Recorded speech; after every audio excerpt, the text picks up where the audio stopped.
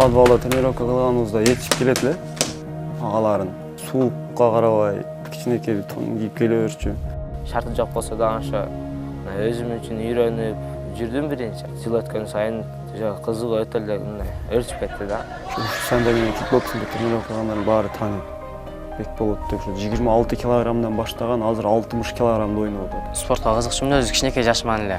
Өзүмдүн чоң агаларым көрүп, ошо залга барсамбы деген ниетте болуп, анан Кожошак агамдын жанына келип тапшырып кеткен да мени. Дусмат Ербол технар. Аны да баары тааныйт.